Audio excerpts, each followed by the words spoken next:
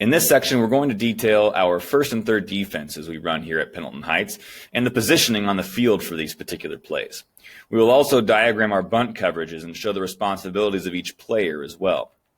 When we talk about first and third calls, opposing runners must occupy both first base and third base.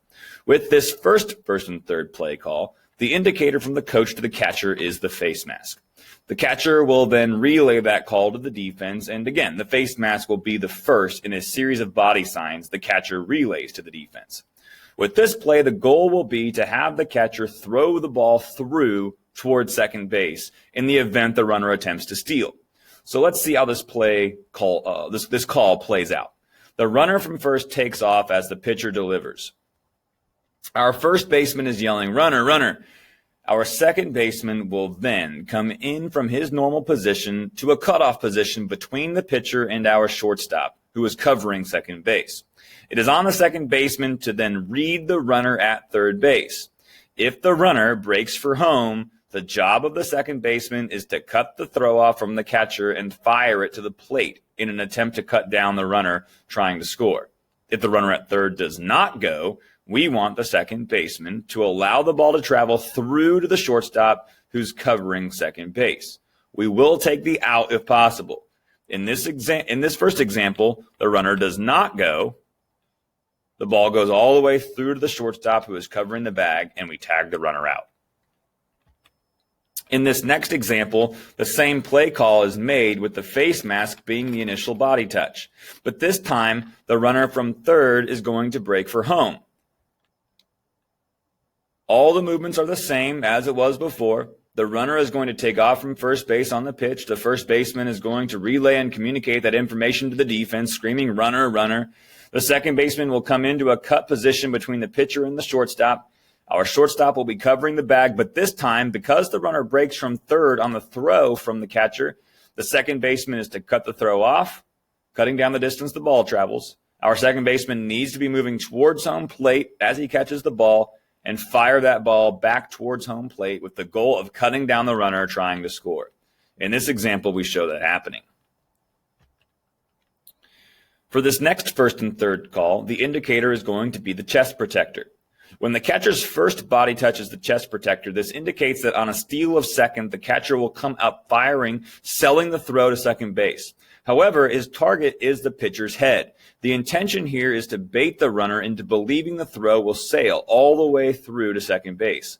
The second baseman and shortstop are to move to the same positions as before, with the shortstop covering the bag and the second baseman coming to a cutoff position. We are trying to sail the ball coming through. The pitcher, of course, needs to be ready for this throw. As soon as the ball is caught by the pitcher, he needs to immediately pivot towards third base and fire behind the runner.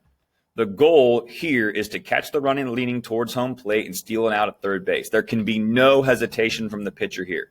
As soon as he catches the ball, he has to get his feet into a throw to third position.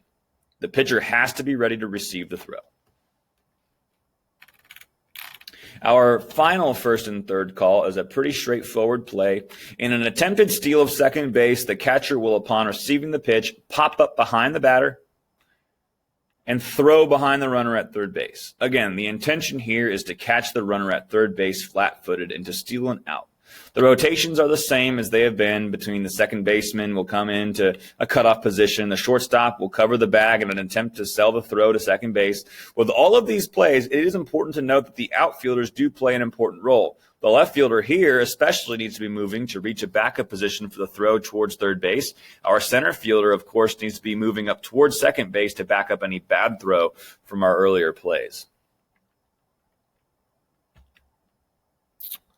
Let's move on to our bunt coverages. This first bunt coverage is simply called bunt coverage 1. The coverage call will be communicated through a series of numbers, and again, the first number relayed in that series will indicate the bunt coverage.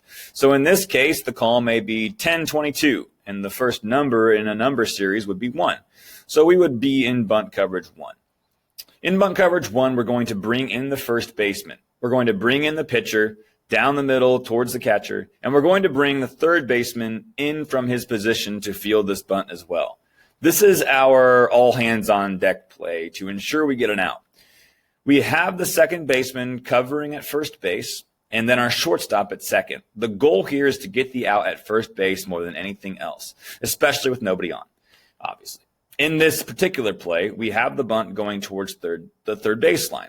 At this point, the third baseman and the pitcher need to communicate, because whoever does not field the ball, it is their responsibility to get back to third base. This becomes even more important when there's a runner on first base who may be looking to advance to third if the bag is uncovered. So we get into the habit now. In this particular play, the third baseman will field the bunt. The pitcher will cover third base as the third baseman makes the throw to first base for the out. Our right fielder, of course, will be backing up the throw to first. Our center fielder needs to be getting into the habit of backing up a potential throw to second base here as well. The next potential throw would be from first to second, so our left fielder needs to be in a backup position for that throw. Always thinking a throw ahead. With a runner on first, our bunt coverage 1 does not change in terms of our positioning. The only thing that may change is that if there's a hard bunt back to one of our charging players and the catcher believes that we have a shot at cutting down that runner at second base, then the catcher is the one to communicate that action. What we tell our catchers here is to be safe than sorry in this particular instance. We need an out here no matter what. The opponent is giving us an out and we need to take it. So in this particular example, the ball is once again bunted up the third base line. But in this play, the pitcher is the one to field the ball. The catcher was yelling 1-1-1. The second baseman is covering first, and the pitcher makes his throw for the out at first base. Notice that the third baseman is immediately retreating to third base to cover the back. Upon receiving the ball from the pitcher here, and this is important, we want the second baseman to position himself to immediately throw to the shortstop covering second base. Our goal is to catch the runner rounding the bag too far. We want to make this throw. We want this throw to happen. Again, we want to be aggressive. We're trying to steal an out on the bases.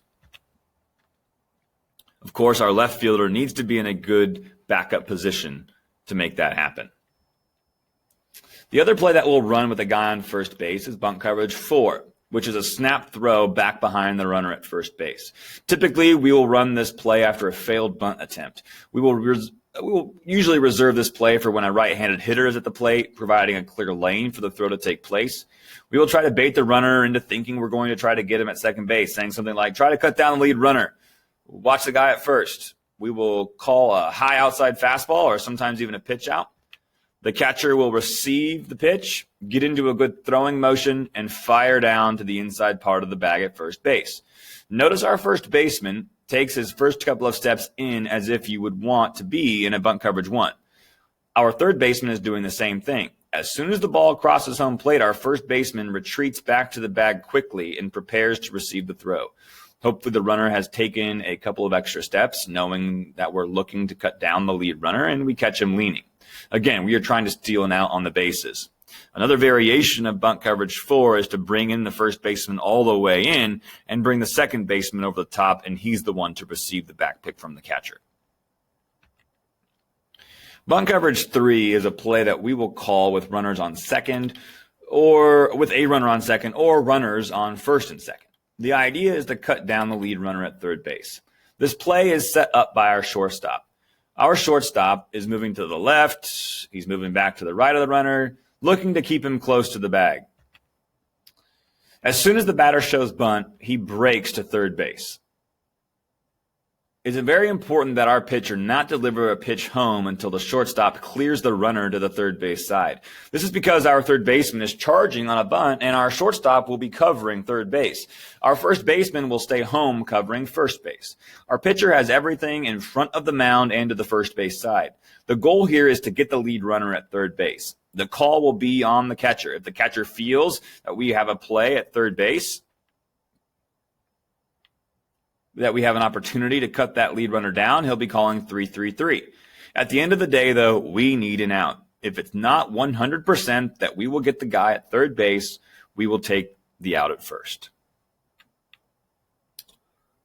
Bunt coverage 3 sets up bunt coverage 2.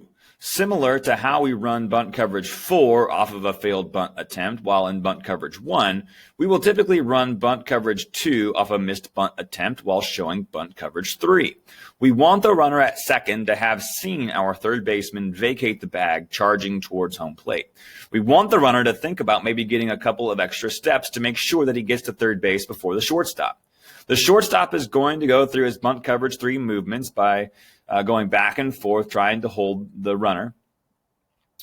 Except that on this particular play, the shortstop will break towards third base prior to the pitch being made. As soon as the shortstop breaks towards third base, our second baseman is going to break towards second base. Once the shortstop clears the runner, the catcher will drop his mitt. That mitt drop signals to the pitcher to make a jump turn pick attempt to second base. This throw, of course, needs to be to the third base side. That is where our second baseman needs to receive the throw to be able to quickly apply the tag to the runner, who is likely to try to return to second base here. Again, we hope that the runner has been leaning, gotten a couple of extra steps, and we steal an out at second base.